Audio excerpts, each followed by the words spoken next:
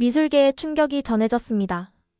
소더비 뉴욕 경매장에서 한국 15세 소녀의 수묵화 한 점에 미국의 실리콘밸리 거물이 무려 23억 원을 써냈었어요.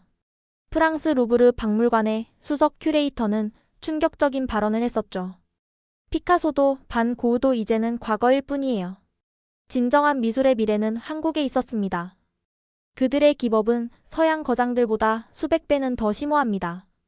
하버드대 미술사학과 석좌 교수는 30년간 모아온 명화 컬렉션 전체를 팔아 단 한 점의 조선시대 산소화를 구입했어요. 내 평생의 연구가 얼마나 편협했는지 이제야 깨달았습니다. 이것이 내 인생 최고의 결정이었어요. 이런 놀라운 사연 함께 들어보시겠습니까? 제 이름은 안토니아 비알레입니다. 저는 이탈리아에서 가장 유명한 미술 교수예요. 오늘은 밀라노 미술 아카데미의 제 아름다운 사무실에서 평범한 하루처럼 시작했었어요. 큰 창문을 통해 햇빛이 쏟아져 들어와 모든 것이 빛나고 있었습니다. 제 벽에는 역사상 가장 위대한 유럽 예술가들의 그림들이 반짝이는 금색 액자에 걸려 있었어요. 저는 평생 이 유럽의 거장들을 연구해 왔었어요.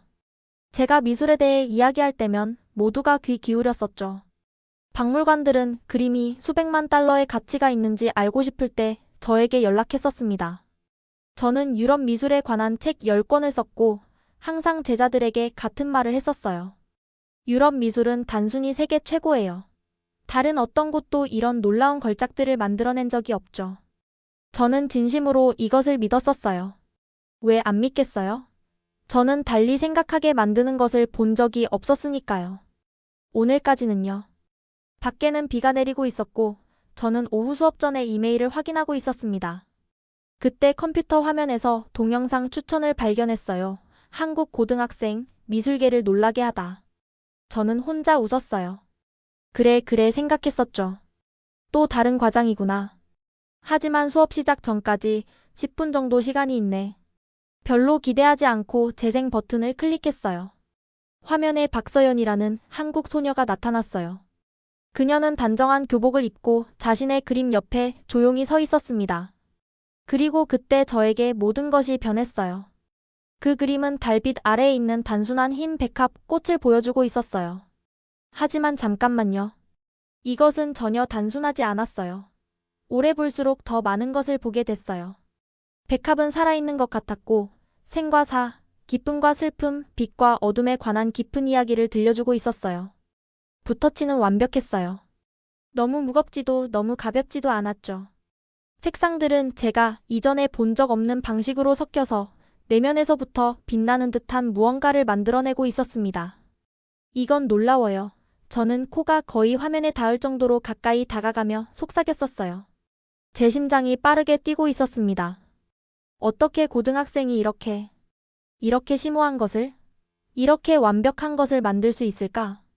그런 다음 서연이 동영상에서 부드럽게 말했는데 그녀의 말은 마치 번개처럼 저를 강타했었어요.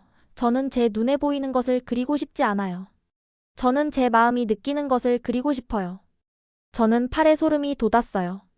수백 년 동안 유럽 예술가들은 그들의 그림에서 내면의 감정을 포착하려고 했었죠. 우리는 그것에 대한 이론을 썼고 논쟁했고 끝없이 연구했었어요. 그리고 여기 이 어린 한국 소녀가 그것을 너무 완벽하게, 너무 자연스럽게 해냈던 거예요. 그 순간 저는 제가 틀렸다는 것을 알았어요. 정말 틀렸었죠. 유럽 미술만이 세계에서 유일한 위대한 미술이 아니었어요. 어쩌면 그것은 최고도 아닐지도 모르겠어요. 내가 믿어왔던 모든 것이 틀렸을 수도 있어. 저는 빈 사무실에 대고 소리내어 말했었어요. 제 손은 떨리고 있었고 전화를 집어 한국행 항공편을 검색하기 시작했습니다. 저는 더 많이 봐야 했어요. 갑자기 저의 모든 지식이 불완전해 보이게 만든 이 미술을 이해해야 했었죠. 그 동영상을 클릭하는 것이 제 인생 전체를 바꾸고 저를 지구 반대편으로의 모험으로 이끌게 될 줄은 전혀 몰랐어요. 그 동영상을 본 지 3주 후 저는 한국 서울의 인천공항에서 비행기에서 내리고 있었어요. 제 심장은 흥분으로 뛰고 있었습니다. 시원한 봄바람이 제 얼굴에 닿았고 저는 눈을 크게 뜨고 주변을 둘러봤었어요. 모든 것이 새롭고 달랐어요. 공항 표지판들은 작은 예술작품처럼 보이는 아름다운 한글로 쓰여 있었어요. 사람들을 도시로 데려갈 기차는 세련되고 현대적이었어요. 이탈리아의 오래된 기차들과는 전혀 달랐죠. 그리고 공항을 떠났을 때 저는 가장 놀라운 광경을 봤었어요. 컬러풀한 곡선 지붕을 가진 고대 왕궁 바로 옆에 서 있는 높고 빛나는 마천루들이요. 이전에 이 나라를 방문하고 싶어 하지 않았다니 믿을 수 없네요. 저는 약간 부끄러움을 느끼며 혼잣말을 했었어요. 제 택시는 서울중앙을 가로지르는 반짝이는 한강을 따라 달렸어요. 창문을 통해 저는 멀리 산들과 언덕 위에 우뚝 서 있는 유명한 엔서울 타워를 볼 수 있었습니다. 저는 호텔에 체크인했지만 쉬기에는 너무 흥분되어 있었어요. 저는 곧바로 한국국립박물관에서의 첫 약속으로 향했었죠. 거기서 저는 박물관의 보존과학자인 이지훈 박사를 만날 예정이었어요. 그의 일은 한국의 가장 소중한 예술작품들을 관리하는 것이었습니다. 박물관 건물은 현대적인 스타일과 전통 한국 형태를 혼합한 디자인으로 거대하고 아름다웠어요. 안에서는 천장이 너무 높아서 올려다보느라 목이 아팠어요. 거대한 창문을 통해 햇빛이 쏟아져 들어와 전체 공간이 개방적이고 환영받는 느낌이 들게 했었습니다. 이 박사님은 로비에서 저를 기다리고 있었어요. 그는 키가 크고 따뜻한 눈과 친근한 미소를 가진 분이었습니다. 한국에 오신 것을 환영합니다. 비알레 교수님, 그가 제 손을 흔들며 말했어요. 우리의 예술 전통에 관심이 있으시다고 들었습니다. 정말 그래요. 저는 너무 긴장되게 들리지 않으려고 노력하며 대답했어요. 저는 온라인에서 박서연의 작품을 봤고 그것은 제가 미술사에 대해 알고 있다고 생각했던 모든 것에 의문을 갖게 했어요. 제가 수년간 가르쳐왔던 모든 것이 불완전할지도 모르겠어요. 이 박사님은 생각에 잠겨 고개를 끄덕였어요. 그렇다면 우리의 특별 컬렉션을 보셔야겠네요. 그는 저를 직원 전용이라고 표시된 문을 통해 긴 복도로 안내했어요. 우리는 보안 키패드가 있는 무거운 금속 문 앞에서 멈췄습니다. 이 박사님이 코드를 입력하자 문이 부드러운 쉬익 소리와 함께 열렸어요. 우리는 시원하고 건조한 느낌의 방으로 들어갔어요.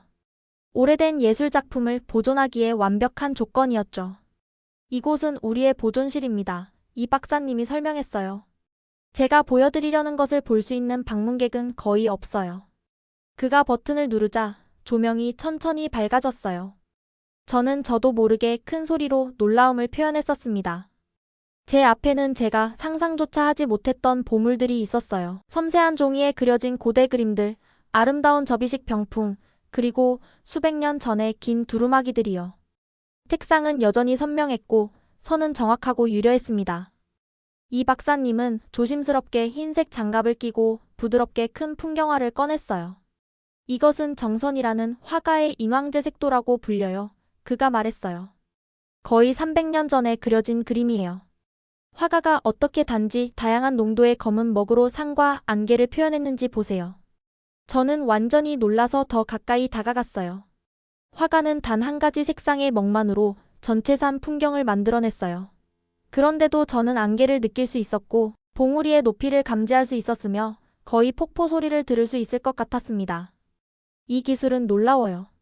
저는 경이로움에 고개를 저으며 말했어요. 같은 시대의 유럽 예술가들은 이런 느낌을 표현하기 위해 수십 가지 색상을 사용했지만 훨씬 덜 성공적이었어요. 이건 대가의 솜씨예요. 다음으로 이 박사님은 아름다운 전통 의상을 입은 여성들이 봄 축제처럼 보이는 곳에서 축하하는 모습이 그려진 접이식 병풍을 보여주었어요. 이것은 신윤복이라는 화가가 만들었어요. 이 박사님이 설명했어요. 여성들의 표정과 그들의 움직임에 작은 디테일을 어떻게 포착했는지 주목해보세요. 이것은 그 당시에 혁명적이었어요. 이 여성들은 단오라는 특별한 휴일 동안 자유를 즐기는 모습으로 표현되어 있어요. 저는 각 패널을 세심하게 살펴봤어요. 화가는 모든 붓터치에서 그런 생명력, 그런 감정을 포착했어요. 저는 거의 여성들이 웃고 대화하는 소리를 들을 수 있을 것 같았습니다. 왜 이 예술이 전 세계적으로 유명하지 않은 걸까요? 저는 흥분되고 혼란스러운 기분을 느끼며 물었어요. 왜 제 공부 과정에서 이 예술가들에 대해 배우지 못했을까요? 이 박사님은 슬픈 미소를 지었어요. 많은 서양 미술사학자들은 한국 미술을 진지하게 연구하지 않았어요. 그들은 그저 중국이나 일본 스타일을 모방한 것이라고 생각했거든요. 저는 부끄러움에 볼이 붉어지는 것을 느꼈어요. 저도 그런 사람들 중 하나였어요. 저는 인정했어요. 저는 대학 강의에서 한국 미술을 한 번도 포함시키지 않았어요. 하지만 이제 그것을 바꾸고 싶어요. 더 많이 배울 수 있도록 도와주시겠어요? 이 박사님의 미소가 더 넓어졌어요. 제게 영광입니다. 비알레 교수님. 우리는 여정을 이제 막 시작했을 뿐이에요. 우리가 특별방을 떠날 때 제 마음은 새로운 아이디어로 가득 차 있었어요. 제가 학생들에게 위대한 예술은 유럽에서 왔다고 가르쳤던 그 모든 세월 동안 저는 알지 못했던 이런 놀라운 한국 걸작들이 있었다니. 저는 숨겨진 보물을 발견한 탐험가처럼 느꼈고 더 많이 배우기를 기다릴 수 없었습니다. 내일 이 박사님이 박물관 입구에 도착했을 때 말했어요. 제가 한국 그림들을 원래의 환경 고대 궁전에서 보실 수 있도록 모시겠습니다. 그리고 아마도 우리는 서연 본인을 만날 수 있도록 주선할 수 있을 거예요. 저는 그날 밤 거의 잠을 이룰 수 없었어요. 호텔 방에서 저는 어두운 산들을 배경으로 불이 켜진 서울의 스카이라인을 바라봤어요. 저는 제가 아직 배워야 할 것이 얼마나 많은지, 제 미술사에 대한 전체적인 이해가 어떻게 바뀌어야 하는지에 대해 생각했었습니다. 그것은 두렵지만 동시에 짜릿했어요. 이것은 단지 시작일 뿐이에요. 저는 마침내 잠에 빠져들면서 혼잣말을 했었어요. 한국에서의 놀라운 2주 후, 저는 마침내 밀라노로 돌아왔어요. 하지만 모든 것이 이제 달라졌었어요. 세상에서 가장 좋아했던 곳인 제 편안한 사무실은 이상하게 텅 빈 것처럼 느껴졌습니다. 평생 존경해왔던 제 벽에 걸린 유럽 명화들은 이제 저에게 의문을 갖게 했어요. 제가 놓치고 있는 다른 보물들은 무엇일까요? 저는 제가 본 놀라운 한국 미술에 대해 계속 생각하고 있었어요. 정선이 단지 검은 먹으로 산을 표현한 방식, 신윤복이 여성들을 생동감과 감정으로 그린 방법, 그리고 물론 제 여정을 시작하게 한 어린 서연의 백합 그림이요. 저는 모두에게 이것에 대해 알려야겠어요. 저는 결심했었어요. 저는 숨겨진 보물들 잊혀진 한국 미술의 영향력이라는 제목의 새로운 논문을 쓰기 시작했어요. 저는 밤낮으로 일했고 한국의 걸작들과 유명한 유럽 그림들을 주에 깊게 비교했었죠. 저는 한국 예술가들이 유럽 화가들이 비슷한 기법을 시도하기 수세기 전에 놀라운 예술적 혁신을 이루었다는 것을 보여줬습니다. 마침내 초안을 완성했을 때 저는 동료들과 공유하는 것이 너무 기대됐어요. 저는 커피를 마시며 검토해달라고 제 학과의 여러 교수님들을 초대했었죠. 그때 문제가 시작됐어요. 당신 미쳤어요, 안토니아? 제 동료인 마르코 교수가 마치 더러운 것처럼 제 논문을 밀어내며 얼굴을 찌푸렸었어요. 그의 얼굴은 분노로 붉어졌습니다. 수세기 전에 한국 예술가들이 우리 유럽 거장들보다 더 발전했다고 말하는 거예요. 이제 아무도 당신을 진지하게 여기지 않을 거예요. 하지만 증거를 보세요. 저는 제가 가져온 사진들을 그에게 보여주려고 하며 주장했었어요. 이 기법들, 이 표현들을 보세요. 아니요, 그는 일어서며 저를 가로막았어요. 이건 말도 안 돼요. 당신은 항상 우리의 유럽 미술 전문가였어요. 이제 그걸 다 버리고 아무도 신경 쓰지 않는 그런 외국 스타일을 위해 버리겠다는 거예요. 다른 교수들도 동의하며 고개를 끄덕였어요. 한 명씩 그들은 카페를 떠났고 저는 마시다 만 커피와 테이블에 흩어진 연구 논문들과 함께 홀로 앉아 있었습니다. 다음 날 학과장이 저를 그의 사무실로 불렀어요. 알베르티 교수는 두꺼운 안경을 쓰고 거의 웃지 않는 노인이었어요. 오늘 그는 특히 심각해 보였었어요. 우리는 유럽 미술의 중요성을 훼손하는 연구를 지원할 수 없어요. 그는 저에게 앉으라고 요청하지도 않고 엄격하게 말했었습니다. 아마도 당신은 휴식을 좀 취해야 할 것 같아요. 안토니아, 정신을 맑게 하세요. 휴식을 취하라고요? 하지만 이건 중요한 작업이에요. 저는 항의했어요. 중요하다고요? 당신은 세상의 유럽 미술이 특별하지 않다고 말하려고 하고 있어요. 그게 우리 학교를 어떻게 보이게 만든다고 생각해요? 그게 어떻게 우리의 이탈리아 예술유산을 존중하는 거죠? 저는 속이 메스꺼운 느낌으로 그의 사무실을 떠났어요. 하지만 일은 더 악화됐어요. 다음 주에 저는 수년간 제 연구를 지원해왔던 로시 예술재단으로부터 편지를 받았었죠. 그들은 즉시 저의 지원금을 취소한다고 했어요. 편지는 이유를 제시하지 않았지만 저는 왜인지 알고 있었습니다. 곧 저는 친구들이 더 이상 전화하지 않는다는 것을 알아챘어요. 예전에 제 우편함을 가득 채웠던 갤러리 오프닝과 박물관 행사 초대장들이 사라졌어요. 마치 밀라노의 전체 예술계가 제가 더 이상 존재하지 않는 척하는 것 같았습니다. 어느 날 밤 저는 제 아파트에 혼자 앉아 있었어요. 한국에서 가져온 책들과 사진들이 제 거실 바닥에 널려 있었습니다. 방은 작은 램프 하나만 빼고 어두웠고 밖에서는 비가 제 창문에 부딪히고 있었어요. 저는 어려운 선택에 직면했었어요. 제가 실수했다고 사과하고 존경받는 유럽 미술 전문가로서의 편안한 삶으로 돌아갈 수도 있었어요. 모두가 저를 두 팔 벌려 다시 환영할 것이었죠. 아니면 제가 일해온 모든 것을 잃는 것을 의미하더라도 제가 발견한 진실을 지킬 수도 있었어요. 저는 깊은 숨을 쉬고 노트북을 열었어요. 제가 본 것을 알아요. 저는 어두운 컴퓨터 화면에서 저를 바라보는 제 모습에게 말했었어요. 세상은 이 진실을 알 필요가 있어요. 밤늦게까지 일하며 저는 제 논문을 완성했어요. 마침내 국제미술사 저널에 이메일로 첨부해 보냈을 때 시계는 새벽 3시를 가리키고 있었습니다. 그리고 저는 기다렸어요. 어딘가에서 누군가가 들어줄 것을 희망하면서요. 날들이 주가 되고 주들이 달이 됐어요. 저는 생활비를 벌기 위해 작은 지역 예술학교에서 시간제로 가르치기 시작했어요. 그곳은 명망 있는 밀라노 예술 아카데미는 아니었지만 적어도 저는 여전히 배우기 열심인 학생들과 미술에 대해 이야기할 수 있었습니다. 그러다가 제가 논문을 보낸 지 석 달 후 저는 저녁을 준비하는 동안 전화를 받았어요. 저는 프랑스 국가 코드가 있는 번호를 알아보지 못했지만 그래도 전화를 받았어요. 안녕하세요. 안토니아 비알레 교수님 되시나요? 프랑스 억양을 가진 여성이 물었어요. 네, 제가 비알레입니다. 저는 파스타 소스에 불을 줄이며 대답했어요. 저는 파리 루브르 박물관의 관장인 디부아 여사입니다. 저는 거의 전화기를 떨어뜨릴 뻔했어요. 루브르는 세계에서 가장 유명한 박물관 중 하나였어요. 비알레 교수님, 관장은 계속했어요. 당신의 논문이 우리 서클에서 꽤 큰 파장을 일으켰어요.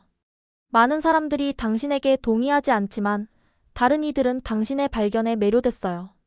다음 달에 열리는 세계 미술 재검토 컨퍼런스에서 기조 연설을 해주실 의향이 있으신가요? 사람들이 당신으로부터 직접 들을 필요가 있어요. 저는 믿을 수 없었어요. 제 손이 너무 떨려서 앉아야만 했어요. 네, 저는 흥분으로 떨리는 목소리로 말했었어요. 네, 영광이겠습니다. 전화를 끊었을 때 저는 제가 울고 있다는 것을 깨달았어요. 하지만 그것은 기쁨의 눈물이었습니다. 마침내 누군가가 기꺼이 들어주려고 했어요. 루브르에서의 제 연설날이 마침내 다가왔어요. 저는 무대 뒤에 서서 커튼 사이로 전 세계에서 온 수백 명의 미술 전문가들로 가득 찬 대강당을 엿보고 있었어요. 유명한 박물관 관장들, 대학 교수들, 그리고 유명 예술가들이 모든 좌석을 채우고 있었습니다. 제 손은 마지막으로 메모 카드를 검토하면서 떨리고 있었어요. 5분 남았어요. 비알레 교수님, 직원이 저에게 속삭였어요. 저는 깊은 숨을 들이마셨어요. 이것은 세상이 미술사를 보는 방식을 영원히 바꿀 제 기회였어요. 저는 망칠 수 없었습니다. 그들이 제 이름을 부르자 저는 큰 무대 위로 걸어나갔어요. 조명이 너무 밝아서 관객들이 거의 보이지 않았어요. 제 뒤에 거대한 스크린에는 제 발표 제목이 보여지고 있었어요. 유럽을 넘어서 잊혀진 한국 미술의 거장들. 저의 전체 경력 동안 저는 제가 원했던 것보다 더 떨리는 목소리로 시작했어요. 저는 유럽 미술이 인간 창의성의 가장 높은 성취를 대표한다고 믿었었어요. 저는 잠시 멈추고 진지한 얼굴들을 바라봤어요. 저는 틀렸었습니다. 관중 사이에서 웅성거림이 퍼졌어요. 저는 몇몇 사람들의 비웃음을 들었지만 계속해서 진행했어요. 왜 그런지 보여드릴게요. 저는 리모컨의 버튼을 누르며 말했어요. 제 뒤에 화면이 바뀌어 두 개의 그림이 나란히 보여졌어요. 여기 1740년의 정선의 풍경화와 1880년 클로드 모네의 그림이 나란히 있습니다. 정선이 단지 검은 먹만을 사용하여 안개 낀 산의 느낌을 어떻게 포착했는지 보세요. 반면 모네는 비슷한 효과를 얻기 위해 많은 색상이 필요했어요. 그것도 140년 후의 말이죠. 관객들은 자리에서 앞으로 몸을 기울였어요.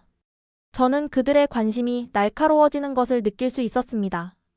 그리고 여기 저는 다음 슬라이드를 보여주며 계속했어요. 1800년대에 만들어진 신윤복의 축제 중인 여성들 그림이에요.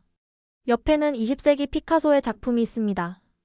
두 예술가 모두 인간의 감정과 사회 비판을 보여주는데 혁명적이었어요. 하지만 한국의 거장이 한 세기 먼저 했었죠. 다음 1시간 동안 저는 더 많은 예시들을 보여주고 기법들을 설명하고 수세기 동안 서양 미술사에서 무시되어 온 한국 거장들의 이야기를 들려줬어요. 말을 할수록 저는 점점 더 자신감을 느꼈어요.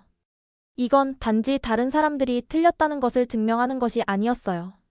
제가 발견한 아름다움을 공유하는 것이었습니다. 제가 말을 마쳤을 때 방은 완전히 조용했어요. 제 마음이 가라앉았어요. 제가 그들을 설득하는 데 실패했나요? 그때 맨 뒷줄에서 누군가가 일어나서 박수를 치기 시작했어요. 또 다른 사람이 합류했고 그 다음 또 다른 사람이요. 몇 초 안에 모든 관객이 일어서서 열렬히 박수치고 있었어요. 많은 사람들이 제 눈에 눈물이 고인 것처럼 눈물을 머금고 있었습니다. 디부아 여사, 루브르 관장은 제가 무대를 떠날 때 저를 안아줬어요. 당신은 오늘 혁명을 시작했어요. 안토니아, 그녀가 속삭였어요. 컨퍼런스 이후 제 삶은 완전히 바뀌었어요. 저는 서울대학교로부터 객원 교수가 되어달라는 초청을 받았어요. 망설임 없이 저는 수락했었죠. 제 진정한 집은 이제 한국이에요. 저는 놀란 친구들에게 말했어요. 한국으로 이사하는 것은 쉽지 않았어요. 모든 것이 새로웠어요. 음식, 관습, 언어요. 특히 한국어를 배우는 것이 어려웠어요. 처음 한 달 동안 저는 안녕하세요를 수백 번 연습했고 제자들은 제 끔찍한 억양에 웃곤 했었죠.